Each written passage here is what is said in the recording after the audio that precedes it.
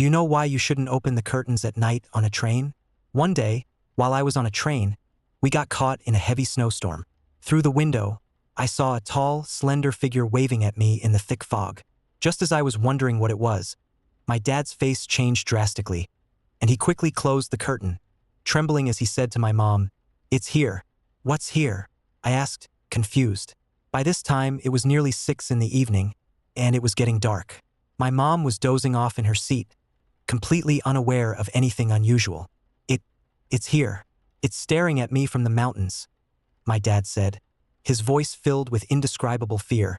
The train carriage was warm. Everyone else was bundled up in thick coats, their faces flushed, but my dad looked pale as if he had lost all his blood over the past 3 days. My mom suddenly woke up, her eyes wide. "Are you sure you didn't see it wrong? It should be dead by now after all these years." Dad shook his head. "I don't think I made a mistake." Hearing this, my mom's face also went pale. She cautiously opened the curtain a tiny crack to look outside. After a moment, her color returned slightly. "You must have been mistaken. There's nothing out there." She pinched Dad's side.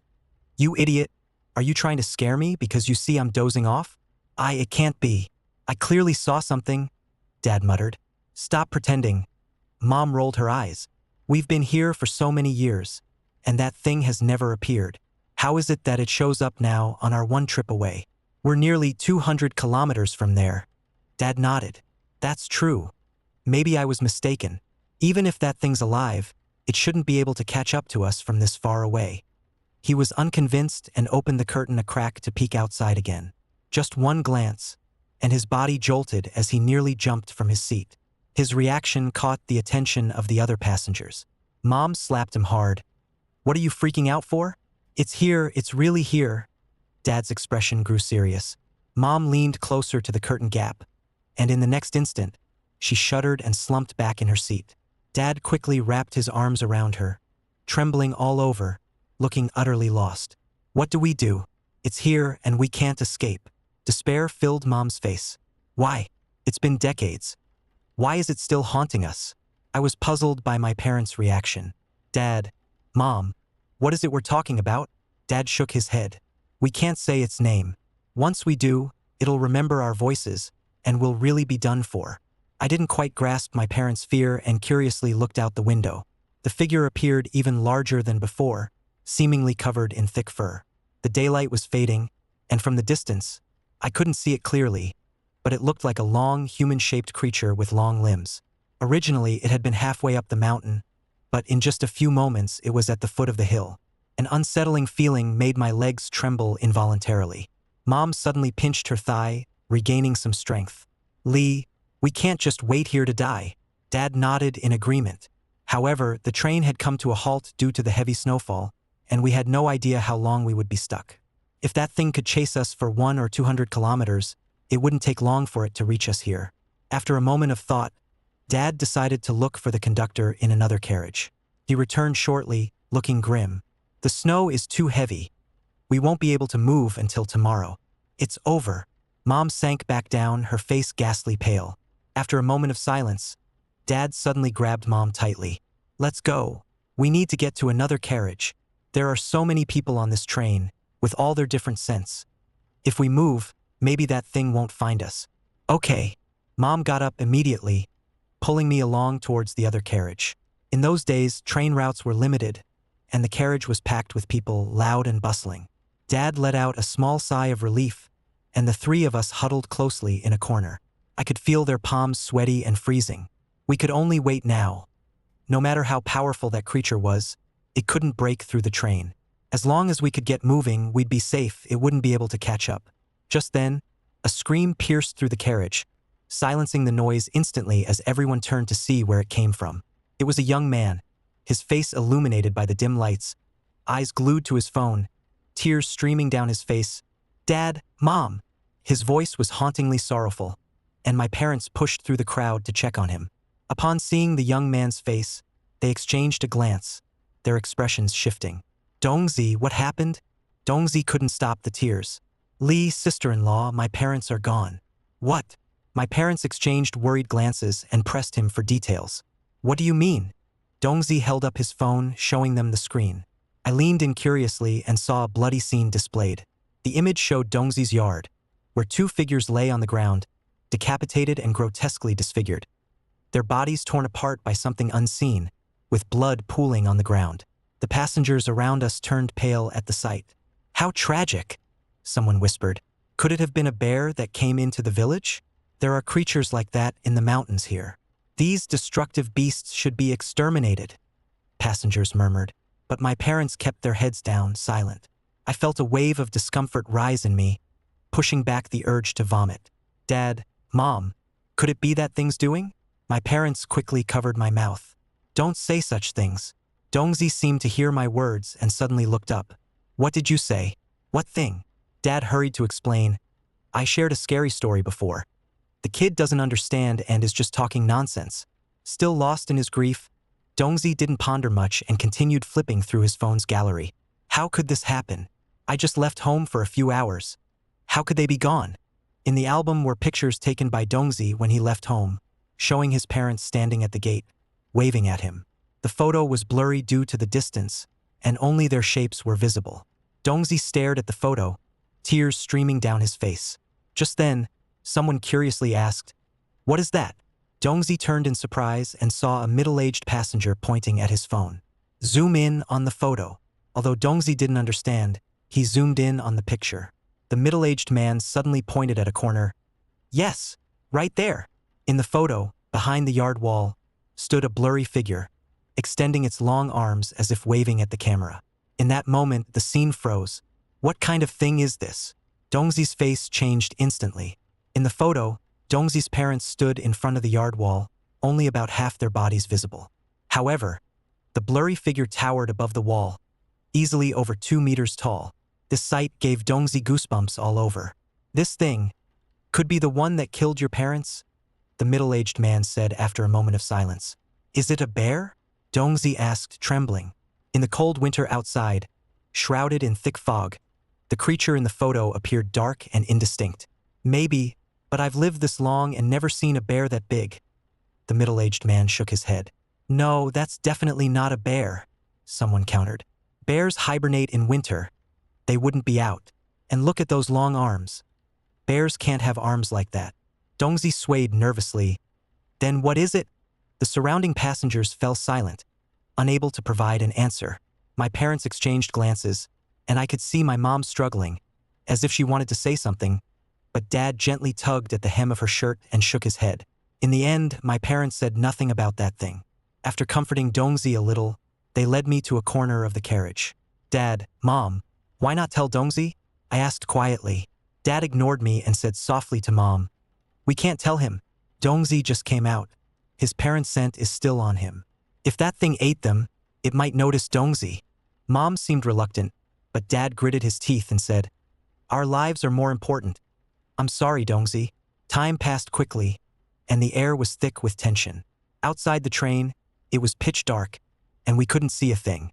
It was 9 o'clock at night, and there was still no sign of movement. Finally, my parents' nerves began to relax. That thing truly relied on scent to find people. With so many people on the train, it likely couldn't find us and wouldn't dare act recklessly. Just then, there was a muffled thud from above the carriage, as if something heavy had fallen on it. Those who were dozing off were suddenly jolted awake. What happened? Bang! Bang! 2 more loud thuds echoed, sounding much like footsteps, as if that thing was walking on the roof. "Is there something on the roof?" The passengers' faces turned frantic. "Old Lee, is it coming?" Mom's face turned even paler. "Quiet. Don't let it hear us," Dad said calmly, holding me and Mom tightly, feeling tense. "This thing is really sinister. We've changed several carriages. How can it still find us?" I felt uneasy. "Could it have jumped onto the train?" someone speculated. "I think it's probably a tiger or a wild boar. Otherwise, there wouldn't be such a loud noise." Passengers began to discuss in hushed tones. At that moment, one passenger had been too still for too long, and the people around him sensed something was off, giving him a shove. "What's wrong with you?" That shove caused a commotion.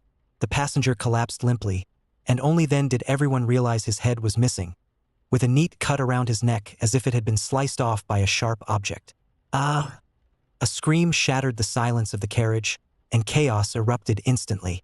Everyone panicked, scrambling to escape to other carriages. However, the train was already crowded, and it was nearly impossible to move. Our family was pushed into another carriage by the crowd. The disturbance caught the attention of the train guards, and 2 guards quickly arrived. Upon seeing the headless passenger, their faces changed drastically, and they hurriedly inquired about the situation. After hearing the details, the guards began to calm the passengers and turned to lock the doors of the 2 nearby carriages. Before long, the guards returned with a long object in hand, followed by 2 medical staff. Everyone, please remain calm. We believe it's a wild animal attack. Remember not to approach the windows. We will handle the situation, one of the guards said. Listening to the noises from the roof, he opened the window a tiny crack, and the long pole he held produced a spark. Bang, bang, bang. After several loud noises, it seemed the creature on the roof was startled, leaving a mark behind before going quiet. Did it leave? Mom asked softly. Dad shook his head. Not sure. Let's not move for now. The people inside the window became alarmed. What exactly is that thing? No one answered. Even the guards looked serious. Minutes passed, and there was still no noise outside, allowing everyone to breathe a little easier. The headless passenger was removed. To avoid further chaos, the guards tightly closed the carriage doors and sat down with the dark rod in hand. Old Lee, with the pole here, we shouldn't be too afraid of that thing, right? Mom asked. Dad replied quietly. You've never seen how powerful that thing is. It chased me when I was young. Even the pole didn't harm it. I think it left because there are too many people. It's hard to attack. But that thing is very manipulative. We must be careful and never let our guard down. Just then, I glanced out the window without thinking. In that moment, I was nearly scared to death. Outside, it was so dark that I couldn't see a thing. But there were 2 enormous eyes staring intently at me. Their eyes were the size of bowls, glowing yellow, and the corners of its mouth seemed to split back toward its skull, as if it were smiling at me. In an instant, the eyes vanished into the darkness. I was so frightened that I gasped, my whole body trembling uncontrollably. What's wrong? My parents noticed my abnormal behavior. Dad, I saw that thing, I said, trembling. What? Dad's expression changed drastically, and he instinctively looked out the window, but saw nothing. For safety, my parents decided to take me to another carriage. An hour passed, and there was still no sign of movement outside. The guards had also left. Because of the fatal incident, no one could sleep in the carriage, and soon people began to talk. Suddenly, someone glanced at Dongzi and said, Could it be that thing was attracted by you? Dongzi was taken aback. What are you talking about? Your parents were eaten by some strange thing. Could it be looking for you, following your scent? The remark stirred up a wave of discussion, and the chatter in the carriage began to grow louder. That's right. That thing can rip a person's head off in one go. It's definitely not a normal animal. The creature in your phone is the only one that can do that. Dongzi's face went pale. Don't say things like that. Someone snatched Dongzi's phone from his pocket, opened the screen, and displayed the photo to everyone. Look at this. Only something like this could be so eerie. Everyone stared at the strange creature in the photo, falling silent as they glanced at Dongzi. Their eyes filled with suspicion and fear. It's you. You're the one who attracted it, the crowd shouted in unison. Dongzi was overwhelmed by their looks, panic-stricken, and he moved closer to us for help. My dad took a moment to think but spoke firmly. Everyone, don't jump to conclusions. Even if that thing comes, it's nothing. We have the train protecting us. Just now, when it jumped onto the roof, it couldn't get inside. As soon as he said this, the noise in the carriage began to subside. That's true. If the headless passenger hadn't stuck his head out, he wouldn't have met with an accident. Yet, despite the reassurances, no one in the carriage could sleep easily after such an event. By 2 a.m, I was so tired that I fell asleep without realizing it. I don't know how long it had been, but in a daze, I felt someone stroking my hair. It felt comforting, like my mom gently brushing my head. However, this action startled me awake. I turned around and said, Mom, stop touching me. My mom furrowed her brow. I didn't touch you. She instinctively looked at my dad, who had his eyes wide open, silently shaking his head. My mom seemed to understand something, biting her lip as she quietly held me and moved to the other side of the carriage. Just as we walked away, there was a sudden loud noise from that side of the carriage. A massive rock fell from the cliff and smashed into a corner of the carriage, the sound deafening, causing the surrounding passengers to scream. 2 passengers nearby were knocked to the ground by the force of the noise, losing consciousness. People were momentarily stunned as a hairy arm suddenly reached in and grabbed one of the passengers, dragging him outside. "Monster! There's a monster!" That terrified scream set off chaos in the entire carriage. The train guards rushed over. What happened? Seeing the creature, one passenger trembled and pointed at the hole made by the rock. "Monster! I saw it. It's covered in hair, and its eyes are as big as bowls." The guard shined a flashlight through the hole to look outside but saw nothing. "Are you hallucinating? Everyone stay calm. It was probably just a wild animal from the mountains." "No, someone has already been dragged away," someone shouted. The guard frowned. "Where's the missing passenger? Don't spread panic. It was just a big rock." After saying this, he turned and walked away. Dad's face grew serious. "That thing is truly terrifying. Know that a metal box isn't easy to break. It must have pushed down rocks from the mountain." "Old Lee, do you think it pushed that rock down?" Mom's face turned pale. Dad nodded. "Its target is likely us. It simply didn't expect I would spot it earlier. Its arm is ridiculously thick." "What do we do now?" Mom asked urgently. Dad shook his head. "For now, we can only observe. A creature that hasn't made a catch won't easily give up." As soon as he finished speaking, someone in the carriage screamed again. "I saw it. It looked like a hairy giant. It just passed by outside the train. What does this monster want?"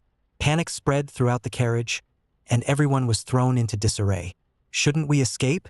If we stay here, it might kill us all," someone suggested, which was quickly met with agreement from the crowd.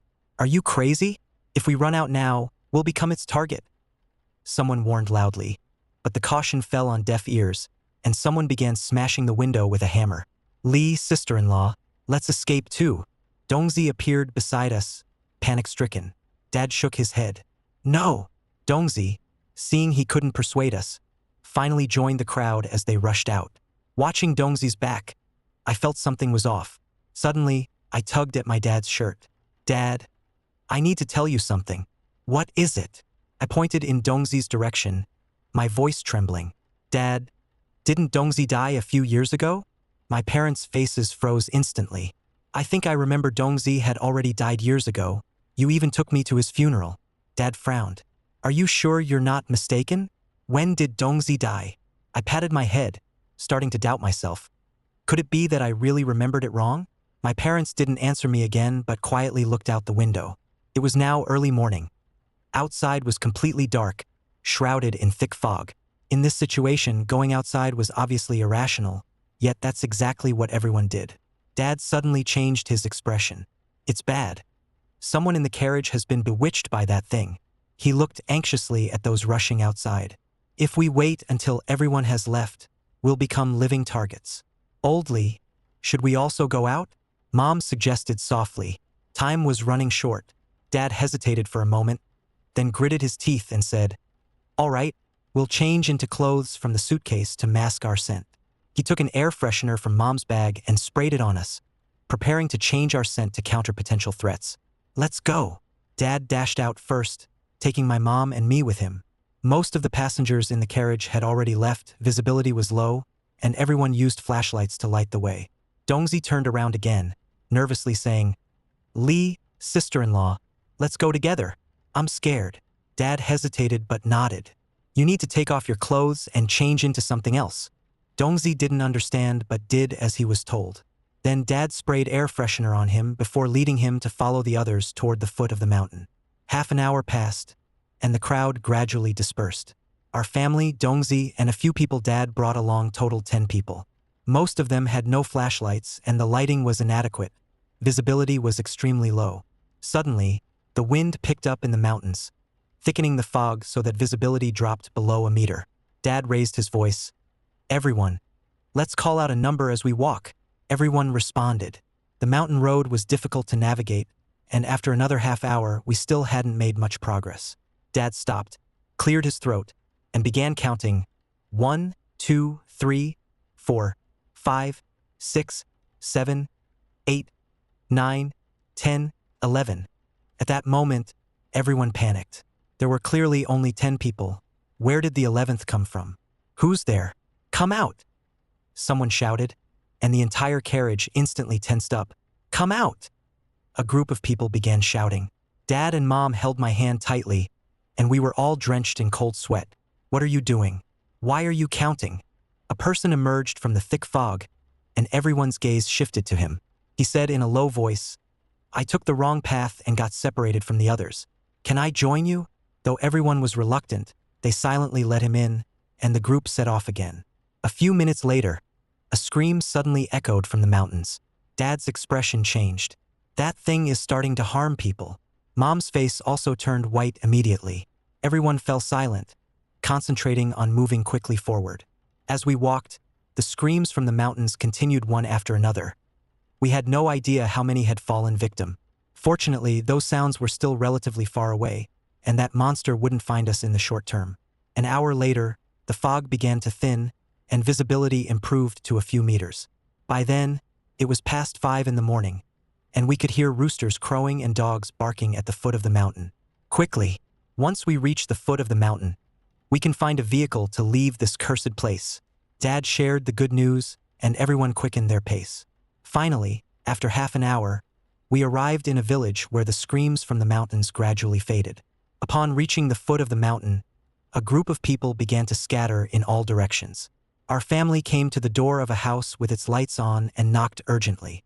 A young man in his 20s answered the door, looking vigilant. What are you doing knocking on my door? We have an emergency. The heavy snow blocked the roads, and the train has stopped, so we came down. Dad quickly explained. The young man glanced at the luggage my parents were carrying and hesitated for a moment before finally letting us into his yard. It's freezing in this winter, the young man said as he brought out a heater and casually asked, What are you in such a rush for? We have something urgent. Dad thought for a moment and then asked, Do you have a vehicle? We want to go to the nearby county. How could I possibly afford a vehicle? The young man sighed. Don't worry, we will definitely compensate you, Dad urged. I'm not lying. I really don't have a vehicle. The young man shook his head. Dad took out a banknote from his pocket. Do you know whose family in the village has a vehicle?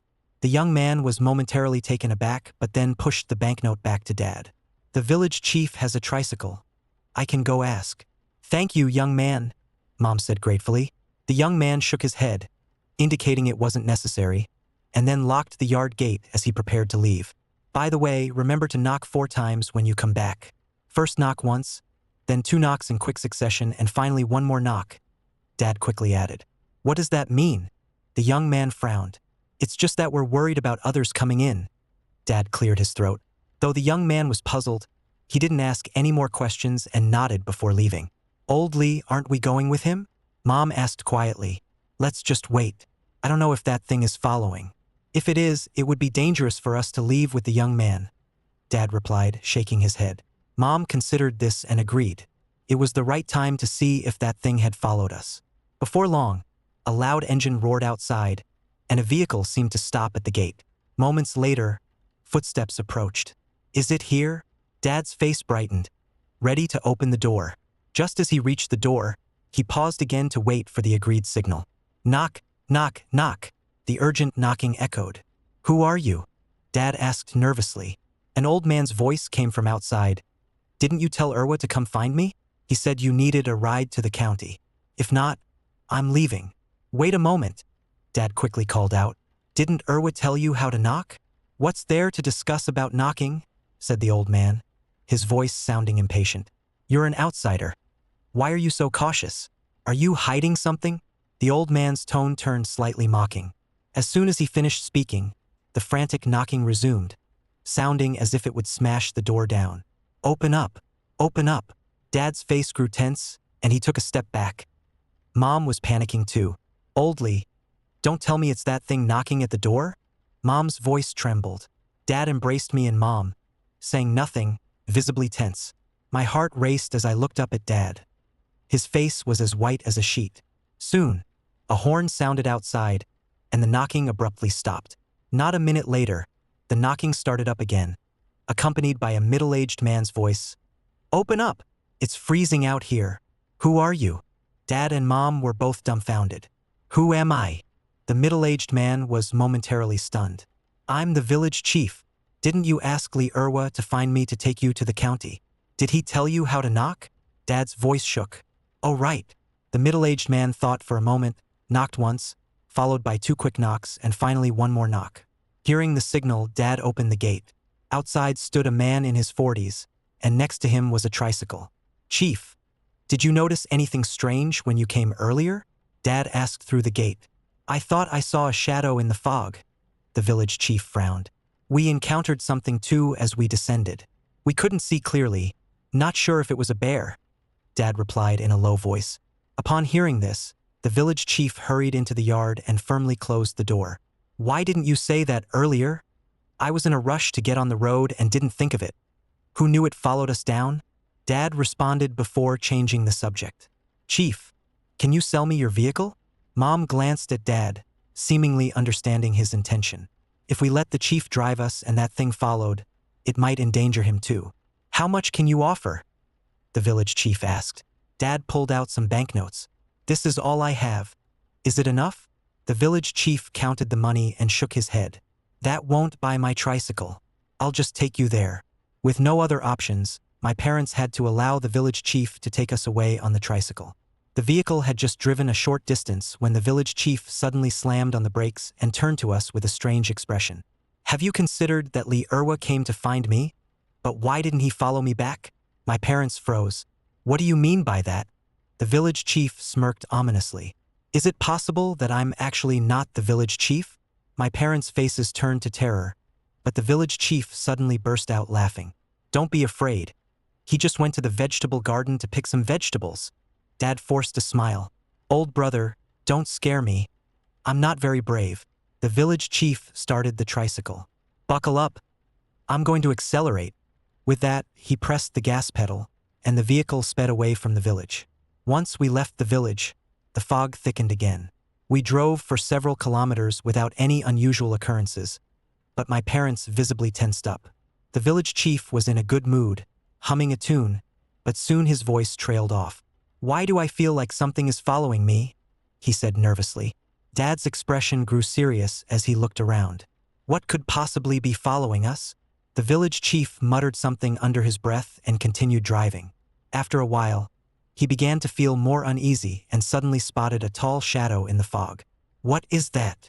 The village chief's hand trembled, nearly losing control of the vehicle. That thing is following us, Dad whispered. Mom asked anxiously, how can it keep up with us at this speed? That thing isn't a normal animal, Dad said, his face heavy with concern. We might not escape. Only that person can help us. Old brother, do you know about Fengmen village? It should be nearby. I know. The village chief nodded. Are you planning to go there? Yes, we appreciate your help. Dad was anxious. I need extra money, the village chief said after a moment of silence. The tricycle continued forward, the village chief's speed increasing to the point where the engine seemed to be smoking. Finally, at around 2 in the afternoon, we arrived at Fengmen village. He seemed familiar with the area, directing the village chief to turn left and right until we stopped in front of an old house. After parking, Dad paid him, and the village chief quickly left, seemingly sensing something was off. We knocked on the door, and an elderly man opened it. He was stooped, and his ambiguous gender made it hard to discern. Dad fell to his knees and pleaded, "You must save us. It's coming." The old man recognized Dad. "This is your family's sin. It has nothing to do with me. You should go back. I can't help you." Dad turned pale, bowing deeply.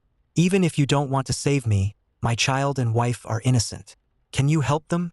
The child isn't even my own. There's no blood relation." Before he could finish, heavy footsteps suddenly resonated through the fog. Dad and Mom turned to see a shadow, about 2 meters tall, with long limbs and covered in hair, watching us with eyes the size of bowls.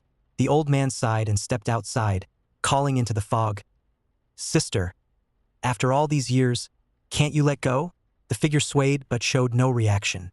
The old man looked at Dad, gently shaking his head. "I can't do anything." Dad gritted his teeth and charged out.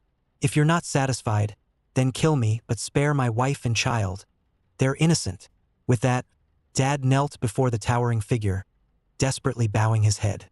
Mom followed suit, rushing out and mimicking his actions. After a long while, there was no response from the fog. Dad and Mom slowly raised their heads to find that the creature had somehow disappeared. The old man stood next to me, a complex expression crossing his face as he gently patted my head. Back in the day, my sister also lost a child. My parents trembled as they deeply bowed to the old man. "Thank you for saving us." The old man shook his head. "You saved yourselves." "What do you mean?" my parents asked in surprise. "Do you remember why you set out in the first place?" the old man asked with a smile. My parents exchanged glances, shock filling their hearts. So many abnormal things had happened along the way. When the heavy snow blocked the mountain, the train had only just started 2 or 3 hours before. How could they not know? There had been such a commotion in the carriage, yet the other passengers had not reacted. Had Dongzi really died a few years ago? A chill of foreboding arose in my parents' hearts. That's right, why did we leave? Did we ever leave? Was it others who had been led astray, or was it us?